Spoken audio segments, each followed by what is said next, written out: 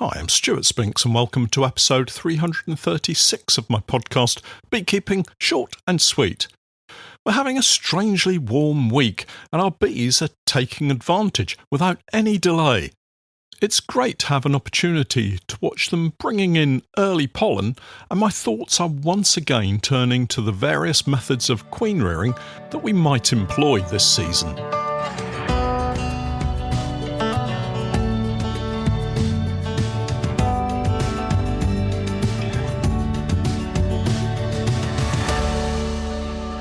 Beekeeping Short and Sweet, a beekeeping podcast for the inquisitive beekeeper with a short attention span. A beekeeper, in fact, just like me. Before we get into today's beekeeping conversation, and in the absence of anyone else supporting my podcast with an advert or two, here's my little self-promotion again. For all of you who haven't yet signed up to my Patreon page, I, together with Steph, have been creating beekeeping content for many years now, and if you're looking for some straightforward, down-to-earth tips and techniques, help and advice, then do take a look at my Patreon page. We have over 1,600 individual beekeeping posts, videos and podcasts filled with useful and timely help and advice. My approach is pragmatic and calm, sometimes entertaining, but always with help and support for beekeepers at the heart of what I do. I keep my videos short and concise wherever possible, no waffle, no flannel, just honest beekeeping advice from years of keeping bees.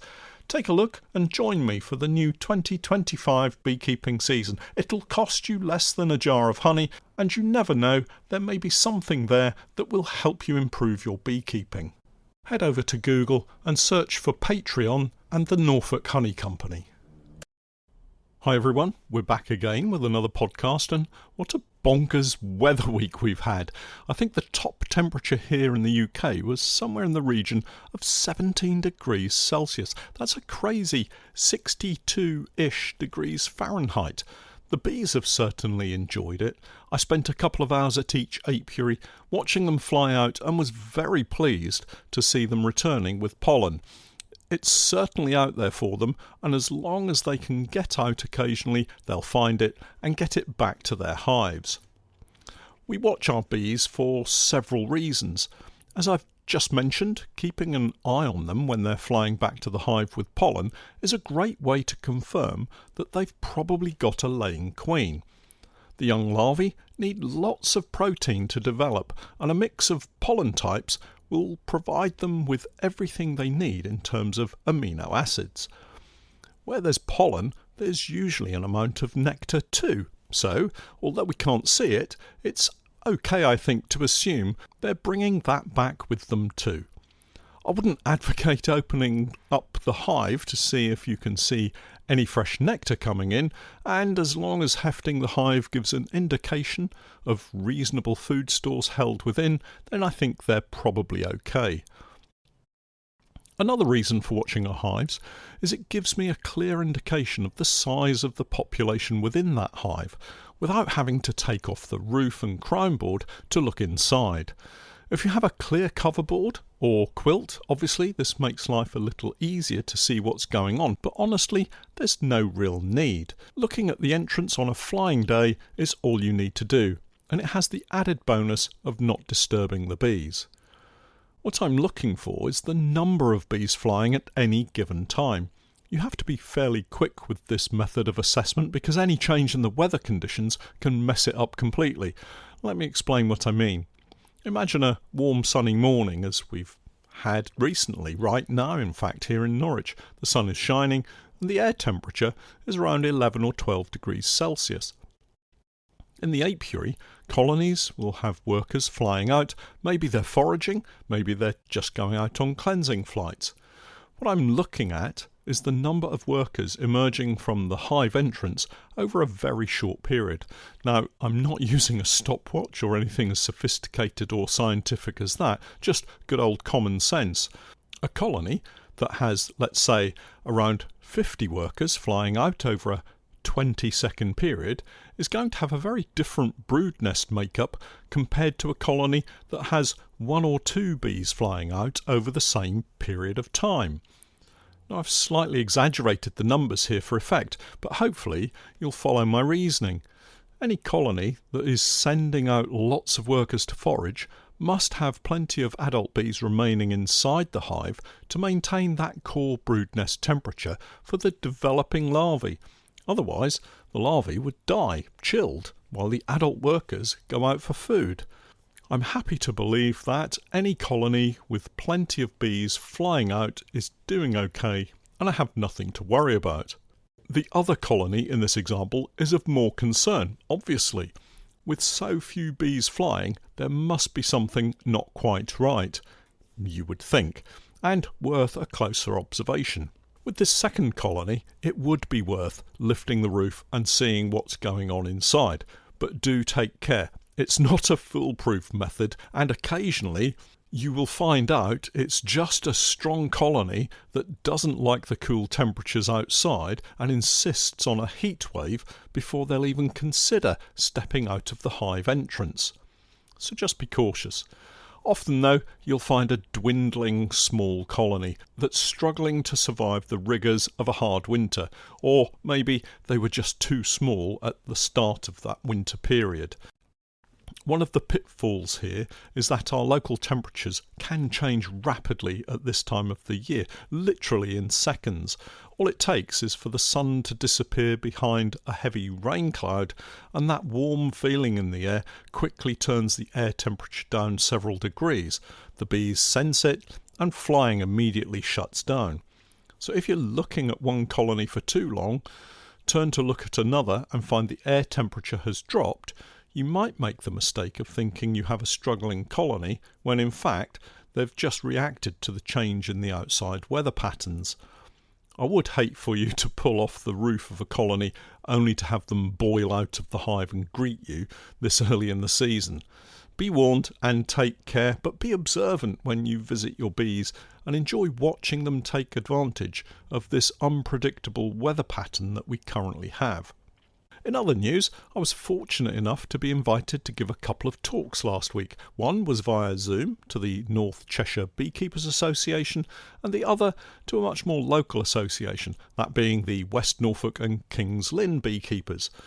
The Zoom presentation was a new one for me, where I chatted about taking advantage of the spring swarming phase of our season and some of the methods of swarm management that we employ.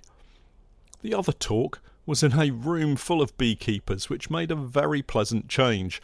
The good news was that there were some fabulous looking cakes on offer. The bad news was I felt a little embarrassed about walking through the door and immediately tucking into their cakes before I'd given my talk, so I politely sat away from the food and waited to give my talk. We chatted about how my season was last year, a mixed bag for both the bees and me, as I think you all know, and I think everyone enjoyed it, and we had some great questions and hopefully answers afterwards. My thanks to both associations for the invitation to talk, and if you'd like to catch up with my swarm talk, I'll be reprieving it at the BBKA Spring Convention this spring. The whole swarming thing needs queen cells, rather obviously, I guess, but it brings me somewhat awkwardly to the queen rearing part of my podcast today. I've already spoken about the Nico method, and worth a try if you're looking to produce a lot of queens. And of course, there's always the artificial swarm if you want just one additional queen. But what if you're looking for something in between? A handful of queen cells, maybe 5 to 25. Well, there are several methods you can employ for just this situation. And this week, I wanted to share some of my experiences and methods with you, with a couple of those that I've tried over the years. The two methods that I'm going to share today are actually quite similar, and both have produced some really good results for me. First up is the Miller method, named after the American beekeeper Dr. C. Miller, and one that I'm certain a lot of you will have heard of. So basically, we're putting some angled shaped foundation or drawn comb into our selected colony's brood box. The queen, with a little luck, lays eggs in it. The workers continue to build the comb from the bottom of the cut-out comb or foundation, And once the eggs are changing into larvae, it's removed, the comb again cut back to larvae that are about a day old, so maybe 4 days after the eggs were first laid, and this frame is then placed into a hopelessly queenless colony, also known as a cell builder or cell raising colony. The workers, being unable to produce a queen cell from their own brood, immediately go to work on the fresh batch of young larvae and draw down queen cells from the angle cuts made by the beekeeper. It's a very simple method, but one that needs care and patience to get good results. Timing is everything with this method, and I'm not talking about the actual frame of young larvae. Late spring is my preferred time for this particular method of queen rearing, a time when colonies are reaching full strength in terms of growing brood and the queen's egg-laying potential, a time also when the weather can be a little more settled and predictable, as it's really important that colonies can get out and forage, bring back lots of pollen and nectar, which in turn will keep encouraging the queen to lay as fast as she possibly can. I mentioned patience, and here I'm really referring to taking time when you cut the comb to set it up for the queen to lay into, and also taking time when you remove that frame prior to going into the cell builder colony. Let me explain. Firstly, get some drawn comb sorted. Do this by using unwired foundation or by carefully cutting out the wires from a previously drawn frame. This is easily done by snipping the wires near the top bar and at the bottom, and then pulling each strip of wire downwards and out of the drawn comb. This process makes it far easier to then cut the comb at the next stage. Once you've cut the comb to expose the larvae that you want to use, have a really close look at it, and remember, we're looking for very young larvae, and you may need some kind of magnifier to spot them. Anything older and you just won't get the best results. Finally here, take time to remove or destroy young larvae in between the cells that you think you'd like to use to produce those queen cells. I use a cotton bud and a twisting motion in the bottom of the cell. This usually works quite well. This helps prevent having two fantastic looking queen cells next to each other and joined to the point that you can't safely remove either of them without damaging one or the other or both. This takes time, and for me now, a magnifier, so don't be afraid to use something to help you see what's going on. And that's pretty much it. The frame goes into the cell builder colony, and after a couple of days you can take a look, see what queen cells are being drawn, and if necessary, remove those in awkward positions, or that might cause you problems at a later stage. Leave them a few more days, and then remove them for use once capped over. We've always managed to raise a few queen cells with this method, sometimes more successfully than others, but when you take into account all the variables, and if you're not after a specifically large number of queen cells, it's an enjoyable and easy method of raising queens. That then brings us on to the alley method. Once again, it's a simple way of producing a reasonable number of queen cells in a easy way that requires very little by way of equipment or setup. As with the Miller method, we turn to the USA for the inventor of this technique, a chap called Henry Alley, and if you're interested in reading more about what he has to say on the subject, there's a link in the podcast notes to his book, The Beekeeper's Handybook, with a very interesting subtitle that says, or 22 years experience in queen rearing, containing the only scientific and practical method of rearing queen bees, and the latest and best methods for the general management of the apiary. A catchy title, if ever there was one, and of course things have moved on a bit since its original publication. However, the alley method is a really useful technique for beekeepers to understand and use, where a reasonable number of queen cells are required, maybe 20 or so. Where Alley's method differs from Miller's is instead of cutting shapes into the comb or foundation, we cut out strips across the comb containing very young larvae. Again, the best way to do this is by using unwired comb or comb where you can easily remove the wires before getting stuck in. Then, with all of the other variables understood, such as weather, nectar flow, healthy bees, strong colony and the like, the frame is inserted into the donor colony. This is the one that we want to produce the queen cells from, and we wait for the queen to lay eggs in it. A useful additional piece of equipment here is a queen excluder frame holder so that the queen can be placed inside and only has this frame to lay eggs into.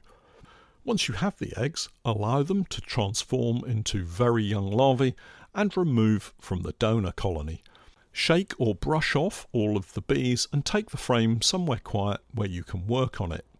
Now, instead of cutting odd angular shapes into the wax comb, what we do is identify a horizontal strip of cells across the comb, so from sidebar across to the other sidebar, and then, taking a very sharp knife, cut out a strip of cells across the area you want the queen cells to be developed from.